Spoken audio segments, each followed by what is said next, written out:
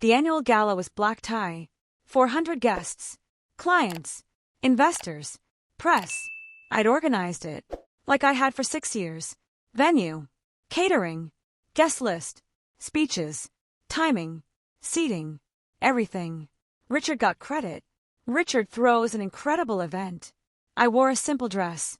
Black. Professional. Cost $200. Richard's wife wore Valentino. His watch cost more than my car.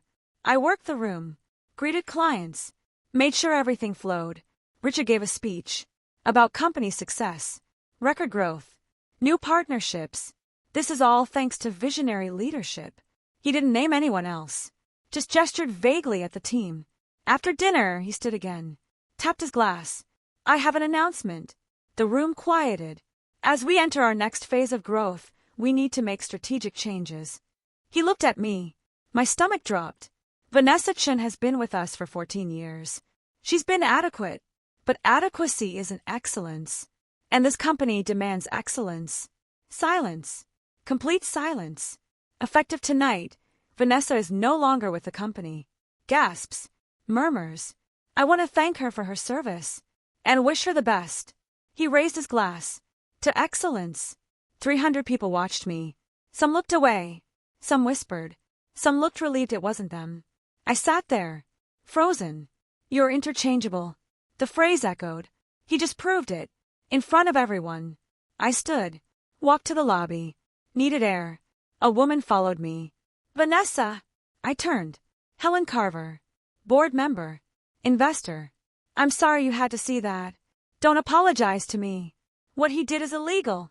Doesn't matter. It does matter. She studied me. How much do you know about the company's finances? Only what Richard shows me. Which is? Partial data. Selected reports. Have you ever seen the full balance sheet? No. The real expense records? No. She was quiet. You should. Why? Because Richard's been lying. About what? Everything. What do you mean? She handed me a business card. Call me Monday. We need to talk. Monday morning. I called Helen. We met at a coffee shop. Neutral ground. She brought a folder. Vanessa, what I'm about to show you stays between us. For now. She opened it. Financial statements. Real ones. The company was failing. Revenue down. Debt up. Cash reserves depleted. But Richard said. Richard lied. She showed me more. Expense reports. Vendor payments. Shell companies. Receiving hundreds of thousands. Owned by Richard's wife. He's been embezzling. For how long? 3 years. Why hasn't the board stopped him? We only discovered it 2 months ago. And he owns 53% of shares. Majority control. So he's untouchable. He was. She pulled out another document. The original founder, Richard's father, created an employee equity program. Before he died, set aside shares for long-term senior employees, 20% of the company, to be distributed after 10 years of service, at director level or above. Did Richard know? No. It was managed by an external trust, confidential until vesting. Who qualified? You. You're the only one. I stared at her. 20%. Yes. That's not majority. It is if 3 board members sell you theirs. She slid papers across the table. We're offering 32%. Combined with yours, that's 52. Majority ownership. Why would you sell to me? Because Richard is destroying this company. And you've been running it anyway. Clients trust you. Employees respect you. You've earned this. How much? 4.2 million. I had 3 million saved. 14 years of aggressive investing. Living below my means. I'm short. We've arranged financing. Backed by the shares. I looked at the contracts. At the company I'd built. Without recognition. Without power. You're interchangeable. But I wasn't. I never was. Let's do it. I didn't lose my job that night. I lost the belief that competence would protect me. That merit mattered more than optics.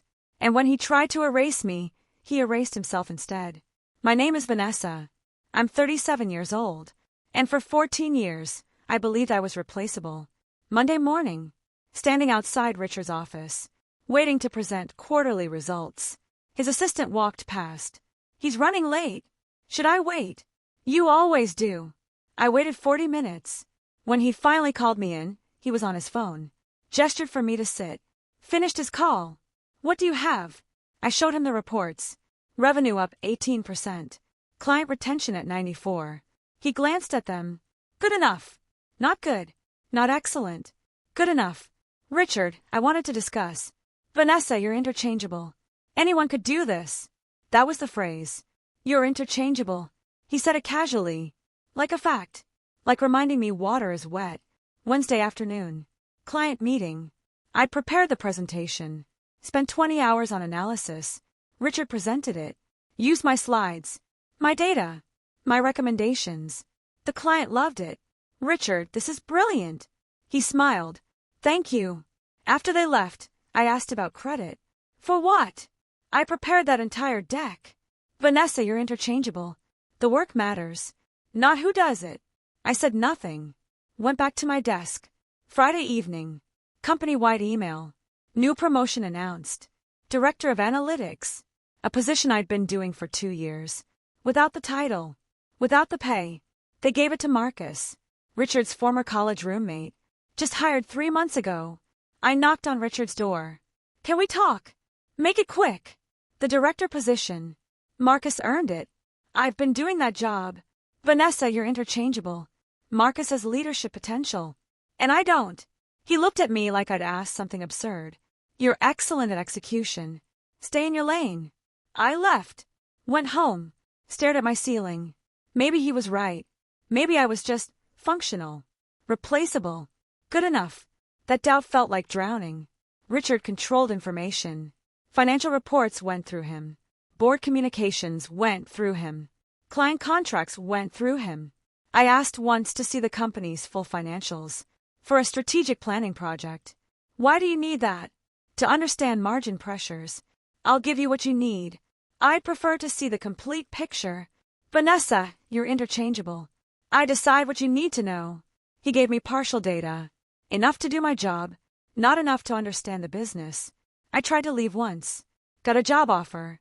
Competitor firm. Senior director role. 30% pay increase. I gave Richard 2 weeks' notice. He called me into his office. Closed the door. You signed a non-compete. That's standard. It's enforceable. I'm going to a different sector. Doesn't matter. He pulled out my employment contract. See Section 7.3? Any employment in business analytics within 24 months. That firm does analytics. But I'll sue them and you. Breach of contract. You'll spend a year in litigation. Then you'll lose. I called the other firm. Explained. They withdrew the offer. Too much legal risk. I stayed. Had no choice. That's when I started noticing things. Small things. Expense reports Richard submitted.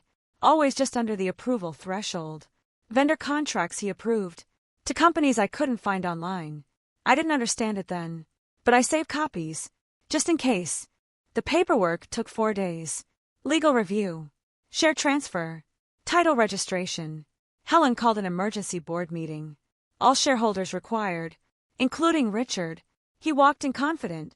Didn't know why we were meeting. Helen opened. This meeting addresses a change in ownership structure. Richard looked bored. What change? As of yesterday, Vanessa Chin acquired 52% of company shares. She is now majority owner. Richard laughed. That's impossible. Helen handed him documents. Fully executed. Legally binding. He read. Face draining. The employee trust. My father's trust. Executed as written. And you sold her your shares? He looked at the other board members. We did. This is corporate theft. No. It's business. Richard turned to me. You can't afford this. I could. With what? My money. His face twisted. You're just an employee. I was. Helen stood. Vanessa, as majority shareholder, you have control. I stood. I'm calling a vote. To remove Richard Sterling as CEO. Immediately. You can't. I can. All in favor. Every board member raised their hand.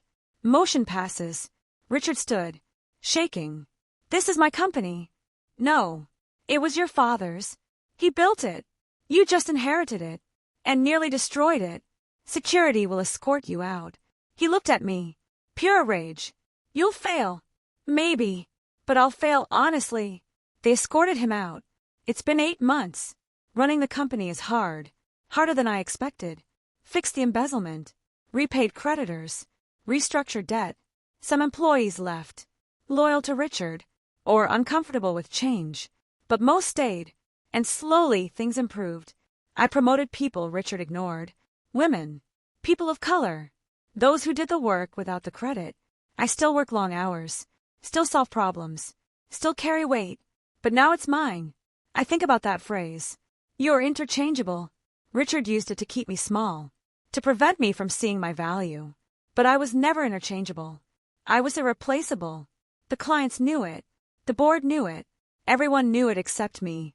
Justice didn't erase the years. The humiliation. The doubt. I still sometimes wait outside empty offices. Old habit. But I'm learning.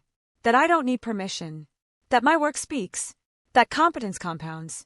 The company is mine now. Not through luck. Through preparation meeting opportunity. Through 14 years of being told I didn't matter. While proving I did. If you've ever been told you're replaceable while being irreplaceable, type earned in the comments. You're not lucky to be there. They're lucky to have you. For the first time, I wasn't the employee, I was the future.